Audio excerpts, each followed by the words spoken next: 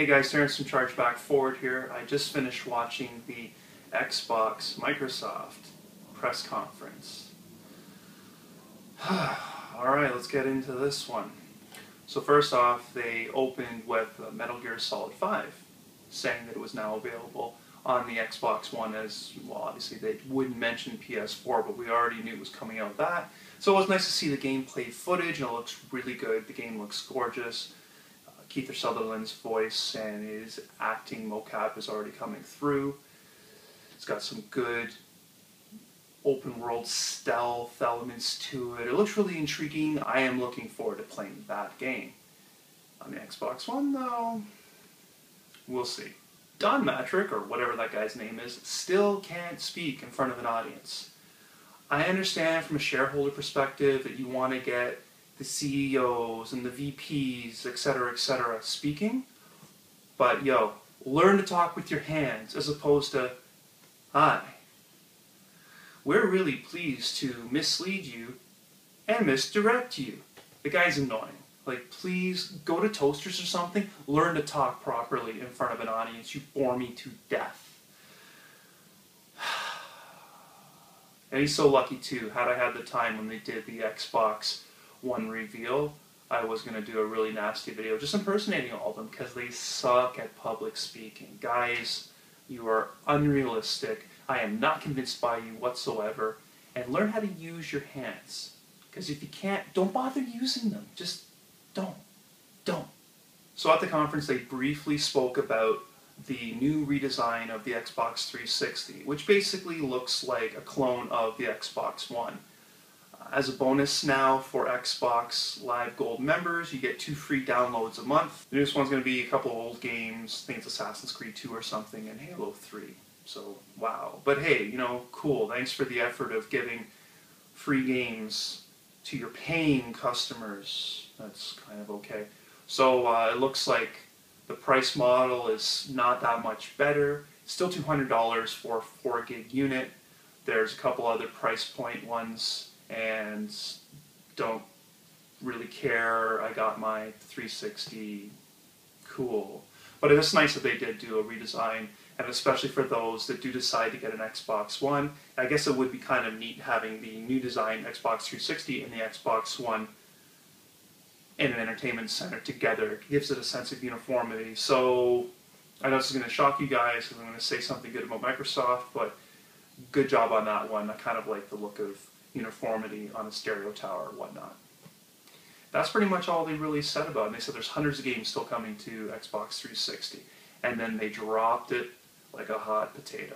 Getting into their games, previously they had promised that there was 15 exclusives in the first year, and they mysteriously dropped that to 13. First game that they showed was Rise, Son of Rome. It's a historic piece taking place sometime during the Roman Empire. You play as some general guy, so not only are you fighting, but you're commanding troops. The demo opened with an epic beach invasion scene, which, if they didn't draw direct inspiration from Saving Private Ryan, they're lying. It was pretty heavy-handed. Also a lot of QTE, QuickTime events happening, so that kind of reminded me of God of War as well. So it's kind of like historical setting, bloody sword combat. Ultimately, wasn't really impressed at all. It's like, thanks, Sony's been doing this for years. Not really impressed. Rare had teased that we would be getting a classic franchise reborn, and it would be unveiled at E3. So at Microsoft's press conference, we got a little bit of footage and a little bit of gameplay from Killer Instinct. Gotta say, I was initially very excited when I saw that. It was a haha, I knew it moment. But then watching it, I don't know, the character design seemed a little too much, and I just didn't really care about it. I guess, yes, you know, it was just a little bit of footage, and when it comes to stuff like this, you can't really make a decision until you play it. But therein lies the problem. Do you think Killer Instinct is going to move a system into my house?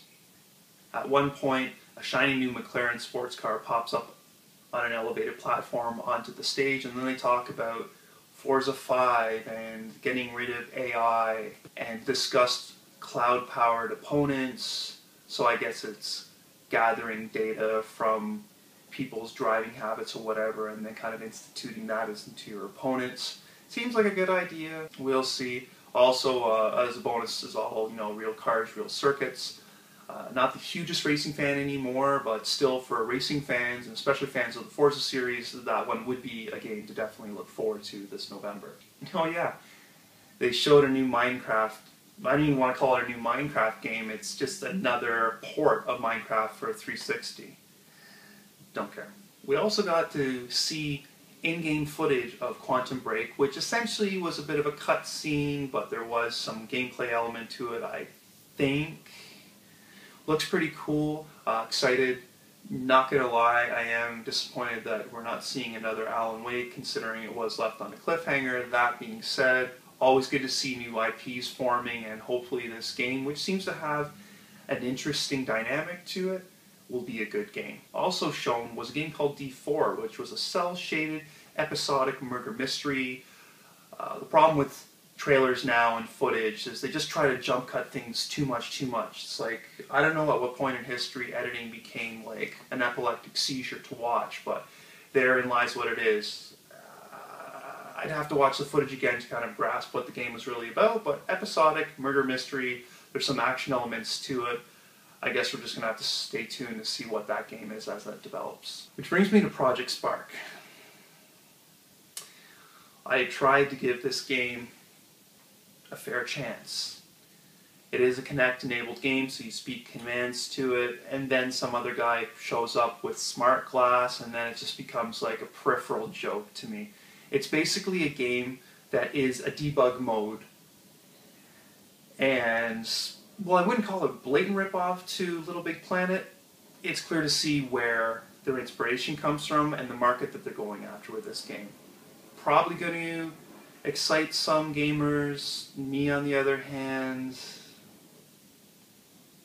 why do I need smart glass for? Why did you even need Kinect, really, for this game? It's just, it seemed like an okay game premise with tacked on peripheral features.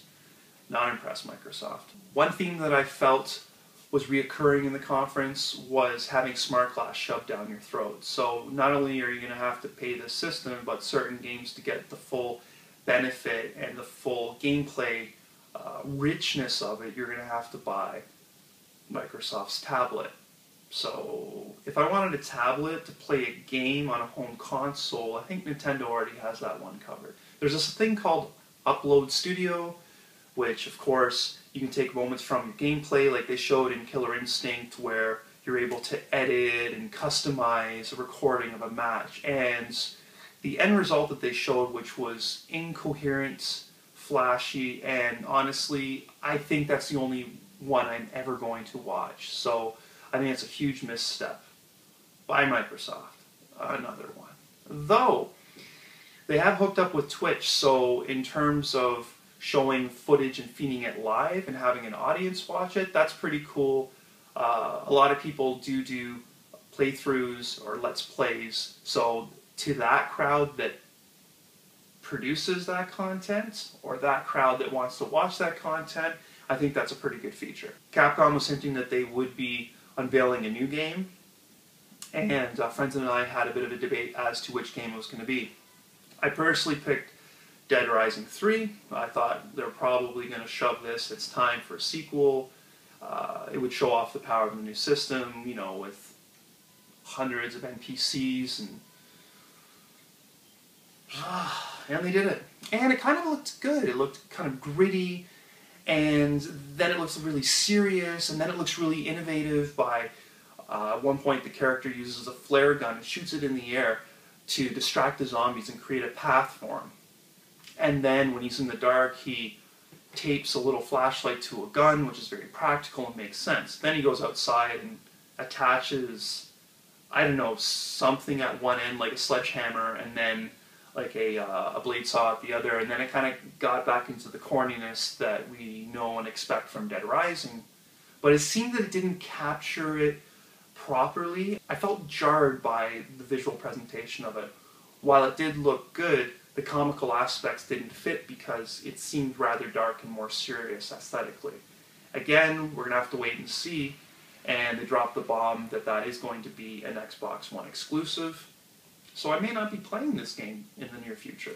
They also showed games like Witcher 3, which I don't care about right now, sorry. The new Battlefield game, Battlefield 4, promising DLC first on the Xbox One, which joins Call of Duty on that. So, obviously Microsoft recognizes that a big chunk of their business comes from first-person shooter games, so they want to make that as appealing as possible to those fan bases. Now, a pretty good presentation fail because they didn't get the sound going during the video trailer, but I strongly urge everybody to look for Crimson Dragon, like the launch trailer of it, which they posted and is epic with the music, and it's essentially, I don't even say essentially, it is Panzer Dragoon. And since it's not made by Sega, they had to call it something else, but looked really good, very familiar feel. It was beautiful, very colorful as well. It's one of the games that stood out to me more during this pretty long and boring press conference. They also teased the next Halo game. Cool, I guess. I always felt that after the Halo 3 trilogy wound down and then Bungie made their final game, I felt that it would have been a good move to kind of let it breathe for a bit, but Microsoft, being the hungry, money-grubbing corporation that it is, jumped right back in, got a decent studio. 343 knows what they're doing. That's evident with their anniversary version of Halo and then Halo 4 that came out. But I'm not too sure, this idea of releasing a game every year or even every other year, this is what wears out franchises. Cue Rock Band, cue especially Guitar Hero, which tanked because they're releasing too many games and just no one cared. So we will see how that one pans out. Microsoft also stated that they have 5 studios, new studios created to make blockbuster AAA titles for. Great!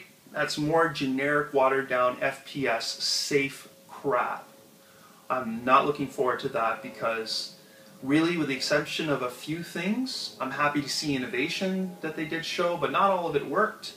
And the thought of them creating 5 new studios to make these big blockbuster AAA games, I'm unfazed by that because everything that is labeled as a AAA blockbuster game now is too samey and it tries to appeal to too many crowds as they want to make the most amount of money possible because they spend way too much money making the game. Good luck with that, Microsoft.